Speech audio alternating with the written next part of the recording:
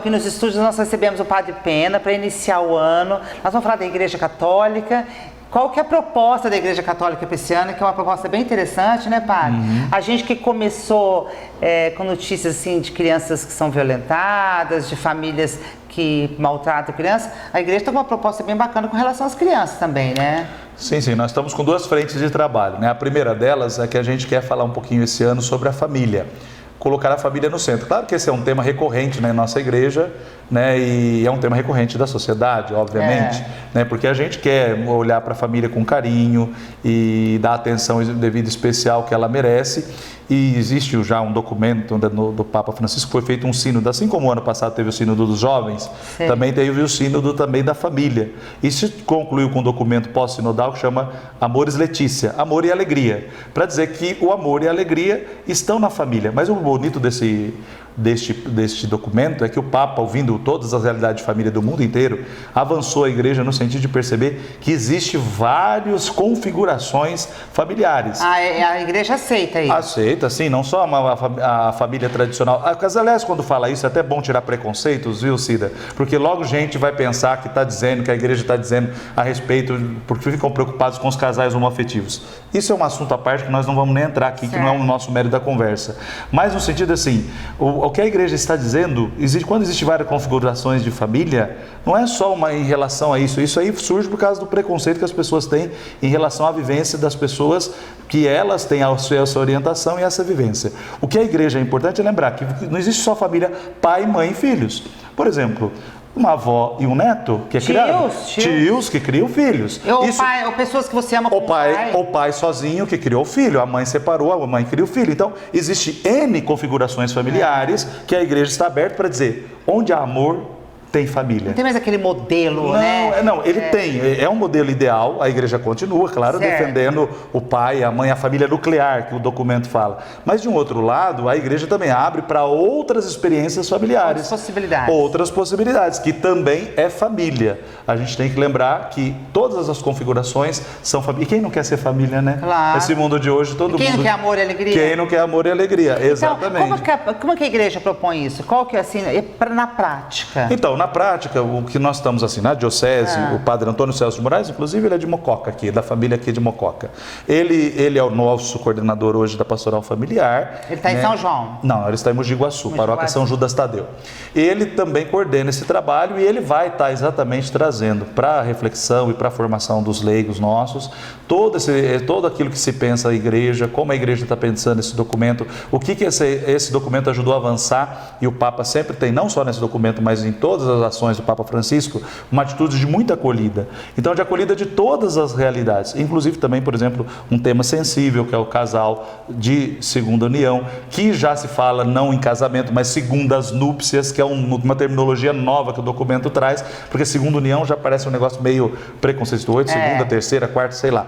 Mas, enfim, segunda núpcias, quer dizer, porque às vezes aquela pessoa que viveu, sabe lá por que experiências que não deu certo a primeira configuração familiar no casamento, e ela de repente... Que é uma segunda chance. Uma segunda chance de vida. E quer continuar na igreja. E quer continuar na igreja. Então tem os princípios disso, isso é um tema também sensível, delicado, mas o Papa sempre fala, a misericórdia, a acolhida em primeiro lugar. Acompanhar, discernir com a pessoa e integrar a pessoa na vida da igreja, sem preconceitos, para que ninguém olhe o outro achando a minha vida é melhor, a outra é melhor. Se aconteceu XY na vida de tal pessoa, tem que ser olhado sempre com misericórdia, né? E o Papa diz, a igreja, ela não é algo para os santos, ela é remédio para os pecadores. Aliás, não foi o Papa quem disse isso, ele só parafraseou Jesus Cristo, que é o nosso grande mentor. E as crianças? Então, as crianças é assim, aí já o projeto da Pastoral da Criança do Brasil, é uma pastoral que ela internacionalmente foi divulgada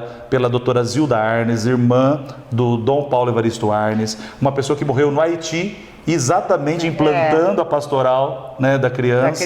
É uma pessoa muito bem reconhecida no Brasil, inclusive tem um processo de santidade. Para mim ela já é santa, se a igreja vai declarar ela ou não, isso é um outro problema para um outro momento. Mas ela foi uma mulher extremamente profética no que ela viveu. E a Pastoral da Criança no Brasil também está propondo o tema 0% violência, 100% ternura, porque ela reconhece a Pastoral da Criança, e nós estamos vendo aí, né, estamos começando o ano já com uma atitude totalmente violenta, seja essa que você citou, seja de um presidente da República da maior potência do mundo, agredindo um outro país, né, quer dizer, com uma narrativa terrorista, falando que está combatendo o terrorismo, mas espera aí, inverte para ver. E se fosse o Irã que estivesse matando o vice-presidente dos Estados Unidos? Como seria essa narrativa? É terrorismo. O que eles fizeram também é um ato de terror, é um ato de violência. Seja quem for a outra pessoa, era o segundo mandante de um país soberano. Quer dizer, isso provoca e chama para a guerra, e é o que, infelizmente, é a linha deste pensamento, deste presidente, que reverbera o pensamento de alguns americanos, não são de todos. Isso nos deixa muito triste, mas ele também reflete um mundo hoje.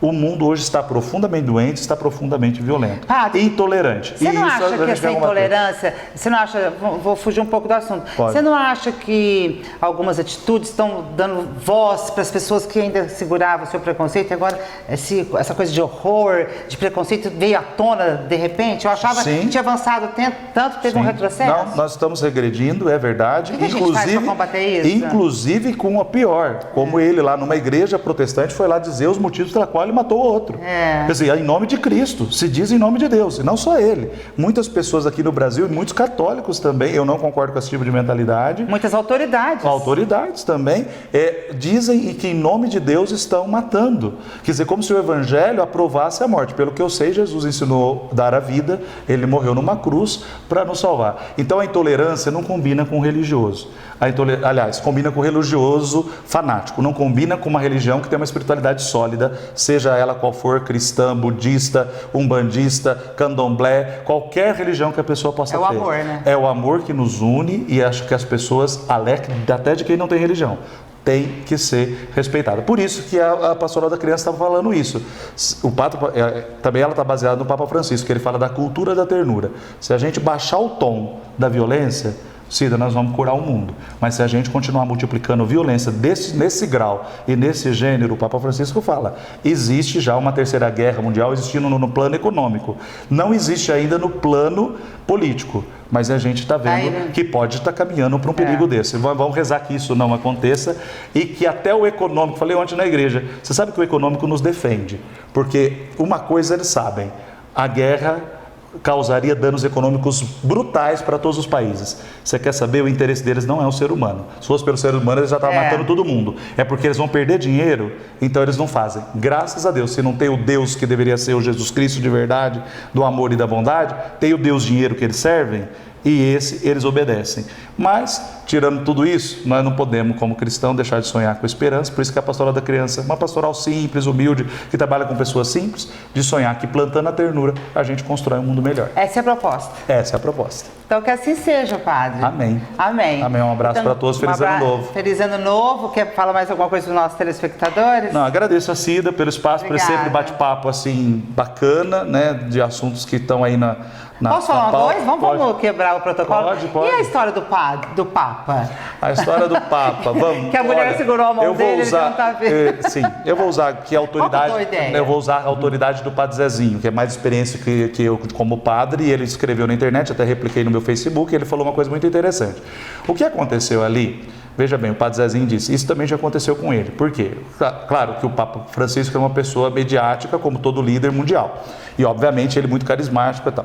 O que aconteceu ali foi o seguinte, na hora que a mulher fez aquele gesto com o Papa Francisco, né, naquela atitude de puxar a mão dele, ela, sem querer, uniu a mão dele. Então ele teve uma reação. Uma reação quase instintiva. É claro, espanhol, que ele é descendente espanhol, argentino, ele teve uma atitude instintiva e rebateu, deu um tapa ali e falou alguma palavra.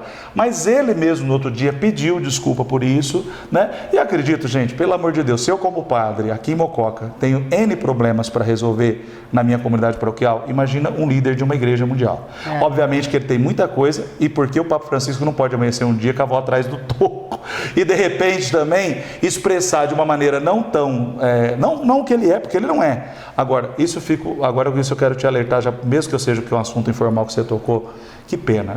alguns católicos que hoje são conservadores e contra o Papa. Usaram isso para... Isso que ia chegar. Usaram isso para denegrir a imagem dele, né? Aí eles deixam florar o que tem ruim de dentro. O que eles têm ruim de dentro. Do Facebook, das redes sociais, é um absurdo. do governo atual, mas, mas é gente mal amada mesmo, que não aceita aquilo que o Espírito Santo está nos propondo e não sabe dialogar e conversar com o diferente. Então aproveitaram de um deslize, vamos dizer assim, humano, mas foi bom. Mostrou que o Papa é gente como a gente. Gente como a gente. Por falar em Papa, você assistiu os 2 Papas?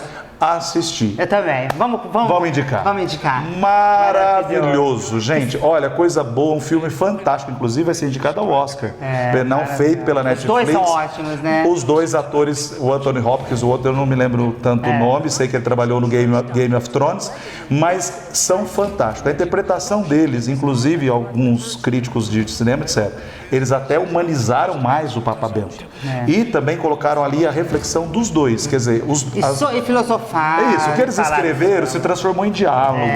É claro que ali algumas coisas são ficcionais, mas tem algumas coisas que eles são bem na linha da história. A BBC também publicou, eu li, uma reportagem sobre o filme, colocando aquilo que era ficcional e aquilo que não é. Não leia a BBC sem assistir o filme. Assista o filme primeiro, depois leia a BBC para ela não dar spoiler, para ela não te atrapalhar no assistir o filme. Mas depois de assistir, pode estar lá está bem dito o que é ficcional, o que é histórico, mas olha, é um filme para ficar para a história e tenho certeza. Começar o ano. É um filme de começar o ano e dos tempos do Papa Francisco. Exatamente. Porque ele quer a igreja como aquele filme, aberto, fraterno e dialogando com o mundo. Amém. Amém, assim seja.